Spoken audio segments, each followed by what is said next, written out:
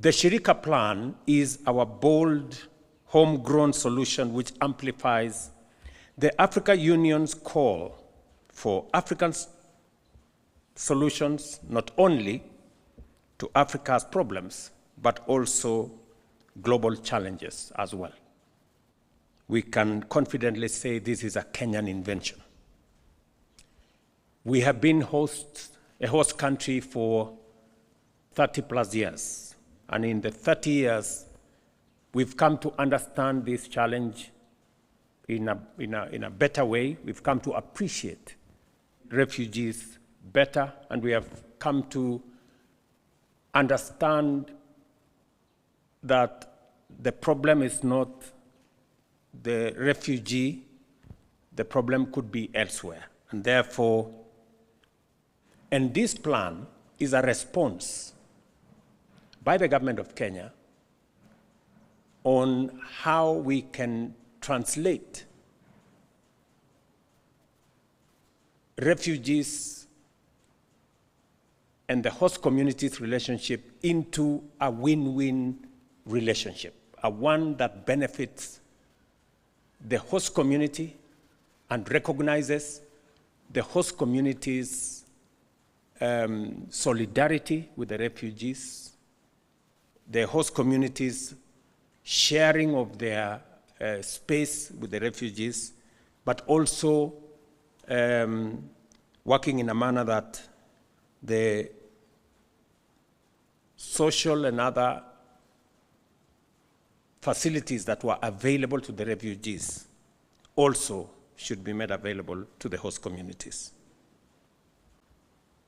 The plan's strategy to transform refugee camps into integrated settlements gives inclusion a new expression by promoting the creation of opportunity in a manner that intentionally benefits refugees and host communities in the same way.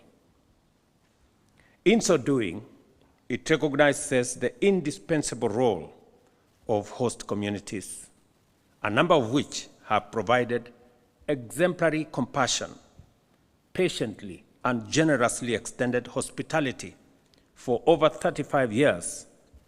And this plan, therefore, places the host communities at the heart of this refugee plan. Because minus the host communities, it becomes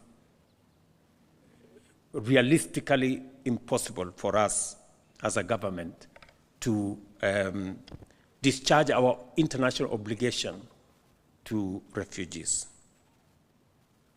This plan also sets out the government's strategy to guide reform to policy and regulatory frameworks, including the Refugee Act of 2021, the adoption of the Comprehensive Refugee Response Framework, the inclusion of refugees in county development plans, and their integration into public education, healthcare, and financial systems. It became obvious to us that containing refugees in camps, people who could, many of them could possibly have ideas, they are knowledgeable, people who could deploy their energy, expertise, and resource into the development of the country was not the best way to relate with the refugees.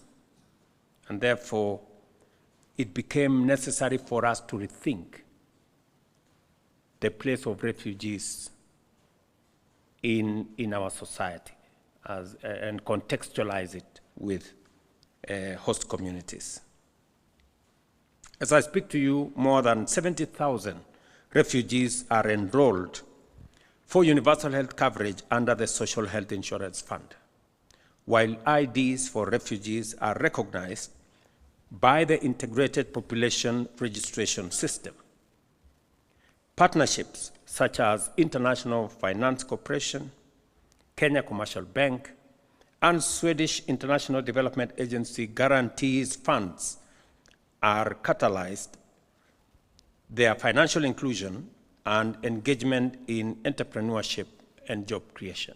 And I must thank these agencies for making it possible for refugees to be part of our financial system, and to thank the private sector, including our banks, for participating. This is a paradigm shift in the sense that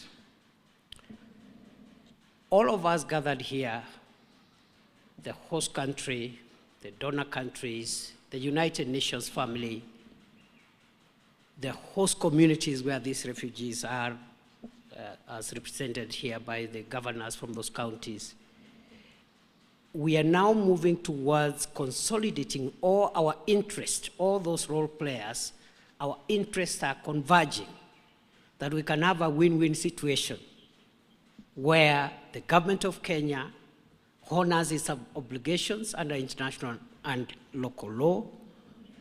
The host communities get benefits as defined in this plan. The donor communities also are able to channel resources to durable solutions. And therefore, this is a win-win situation for all of us. And going forward, therefore, the integration of refugees with those communities, sharing services, sharing the same quality of life that is dignifying for host communities and the refugees, is a game changer, and I hope that this will be a good case study of how refugee hosting countries can provide durable solutions, especially in the form of local integration in unique cases like ours, where resettlement to third countries or voluntary repatriation is not feasible. I want Your Excellency to take this opportunity first to thank you because of this very noble Shirika plan activity that we are launching today. Number two, I think Turkana County hosts over 299,000 refugees. And we are very critical and central when it comes to issues of Shirika plan. I and my colleague, the governor for Garissa, are very happy because of this initiative. And I want to appreciate the donor community for really being supportive to ensure that this document has properly been generated. And today we are seated here to launch it. We will be very supportive. We will offer the necessary support. Your Excellency, I think the only small impediment is how we are going to implement it down there at our counties or communities. There is an element of dissatisfaction from the ground, the professionals, the key stakeholders. I think when we go ahead to implement the programs, there is need actually for us to continue sensitizing and also capacity building the people so that they understand the document properly. Because the governors and the other leaders are put in a very awkward situation to look like we are bringing a document that has other negative issues inside to them. And that is not basically what this document entails. It has all that, to me, is very important for our communities. But we need to be very critical as we implement the document, the programs, through the necessary structures, majorly the KCDEP and the GCDEP, which to me are the most established institutions on the ground to implement this particular document. I want to recognize Kenya's generosity as a host to over 830,000 refugees from around the world. Kenya is and has provided a safe haven to the most vulnerable for over 3 decades. Kenya really has played this role as an island of stability in a conflict-afflicted region. Today we extend our congratulations to the Government of Kenya for the launch of the Shirika Plan. This launch marks a significant milestone for advancing the socioeconomic conditions and the human rights of refugees in Kenya. The launch also makes Kenya a pioneer in refugee management, demonstrating the government's continued leadership and commitment to addressing the challenges faced by displaced populations and host communities. Because Shirika creates a critical framework for supporting refugees in new ways and in ways that are more sustainable. While the Shirika Plan is an important development, there is also some crucial work that remains to ensure the plan's success. We will continue to work on concrete activities to be outlined. Budget estimates will need to be developed, and timing for implementation will need to be sketched out in more detail. The first pillar of the Shirika Plan is rightly focused on enabling legal and policy reforms, things that we see as key to realizing the plan's objectives, including things such as recognition of refugee IDs for access to SIM cards and M-Pesa, reforms allowing refugees access to banking, and the right for refugees to register their businesses and their business property.